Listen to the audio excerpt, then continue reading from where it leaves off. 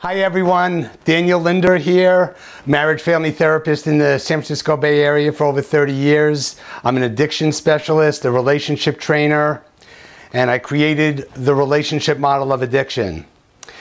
And again, what I'm doing here, what I'm hoping to accomplish is for you, those in recovery, I want to be an information resource, a guiding light, and a bolt of inspiration as you traverse your path on recovery towards creating healthy relationships that support self-growth and intimacy. Healthy, emotionally nourishing relationships. So this is what this is about. Today I'm excited because I am going to introduce in more detail the relationship model of addiction. This is my baby, this is what I created. So just to kind of go back a couple of videos when I was kind of ramping you up, just kind of remind you that what we talked about a couple of weeks ago was affairs, and that I believe that a secret love affair is a perfect metaphor for understanding addiction. We talked about that.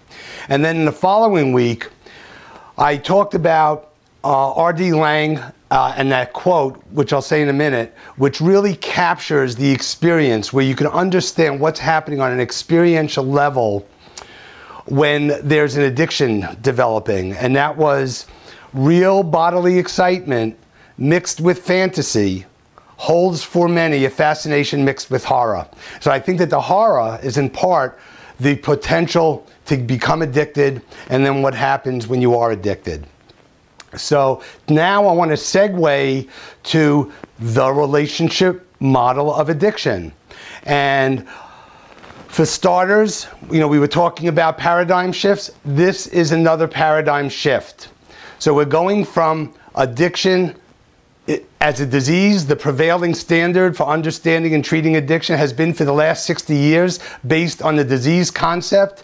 And that was really kind of, to sum that up, it was about addiction is referred to as a disease. It's defined as a pathological dependence. The cause for addiction is biological or physical based, whether it's genes or biochemistry, and what happens behaviorally where you lose control, and how the disease progresses and becomes increasingly more where you increase the progression of problems increase over time, and destructiveness increases over time. And also the cure or the treatment of addiction is about really about achieving and sustaining sobriety and going to the 12-step program and connecting or developing a spiritual program. So what I'm doing in this paradigm shift is that we're getting away from addiction as a disease to addiction as a relationship, so that rather than highlighting the physical and the behavioral aspects of addiction, we're going to be focusing on the psychological, the mental, emotional, and relationship aspects of addiction. So beginning with the definition, the new definition of addiction is simply: an addiction is a relationship. It's a relationship, not a disease. It's a relationship like any other relationship, which I'm going to get into more in a minute, with a means of relief. The means is important. That means could be an activity like a porn or sex or gambling, or it could be a substance or chemical that induces a real pleasurable mind and mood altering effect. And it could be other people, as in the case of codependency, as in the case of sex addiction, as in the case of affairs, if an affair is an addiction. So that's the means. Then we're also going to be talking about, it's a means of relief. What is this relief we're talking about? What are we talking about here? We're talking about the relief of pain.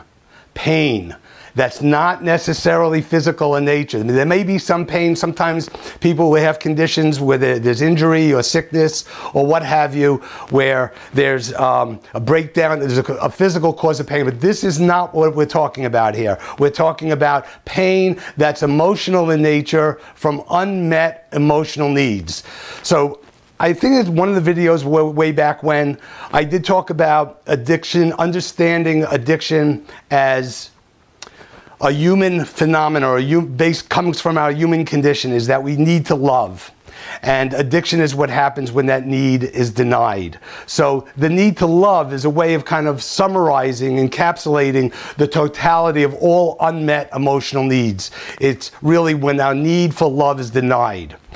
So again, addiction is a relationship, like any other, with a means of relief, whether it's an activity or a chemical or other people, and relief, that it provides a relief.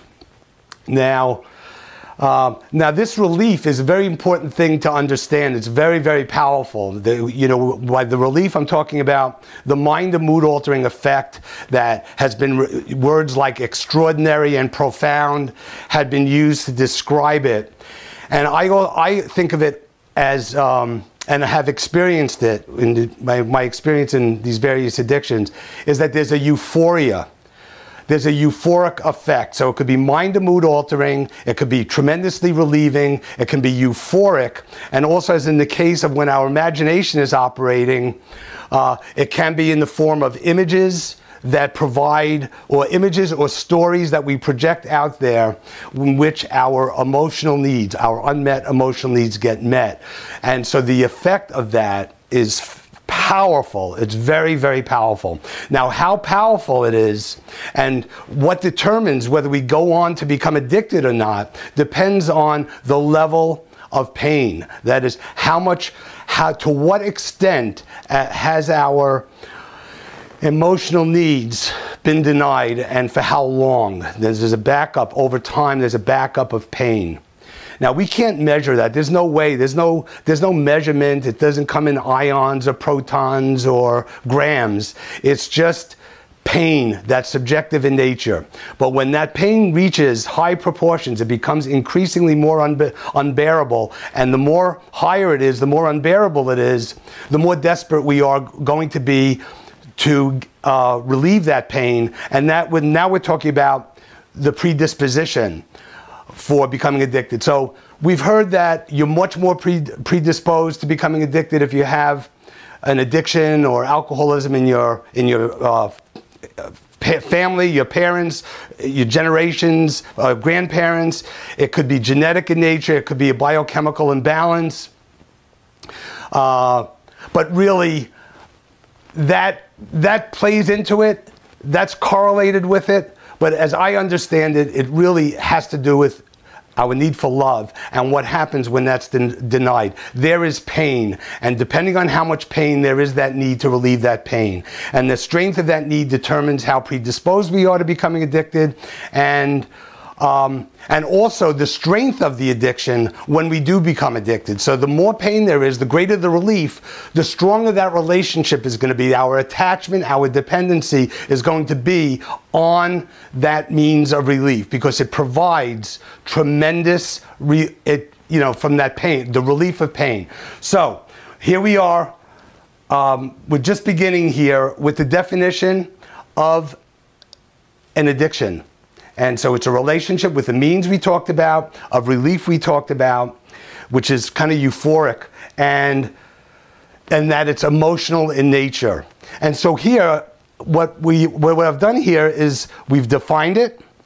We talked about predisposing conditions. We talked also about the cause, or if we didn't, I'm going to talk about it now. And the cause is simply the pain from unmet emotional needs directly comes from our family of origin relationships, earlier relationships that failed to provide what we needed emotionally, where we didn't get our need for love met. And that's the emotional part of the pain. So the cause again, the cause again are the relationships, past and present, that fail to provide the nourishment that you need. And then I'm going to be talking about this more probably in the next video. But the implication here is also treatment and recovery. So if an addiction is a relationship with the means of relief, it's an unhealthy relationship, it's a destructive relationship, it's one in which actually the level of pain increases over time, and as you become more involved with the relationship, the amount of destruction that you wreak in your life increases. So the cure, the recovery is about transitioning. This is what I talked about from the very beginning. Talked about the transition from unhealthy relationships that support addiction, feed addiction, to getting into healthy, emotionally nourishing relationships. And what a lot of what I do, the relationship trainer part of me, is about teaching you what's entailed, the principles and the skills necessary for creating healthy, emotionally intimate relationships and more healthy connections with other people. So here it is. Here's my relationship model of addiction, sort of summarize the quick and dirty version of it, and hope you could use this. I would like, again, if you have any comments, if you have any questions, I'd like to know that you understand what this is, what I've talked about now. Just let me know that you get it and it was really revelatory or useful. Or if you have any questions, let me know. I want to answer those questions here to you directly, and I will once I get them. So see you next time. The quality of your relationships is the quality of your life.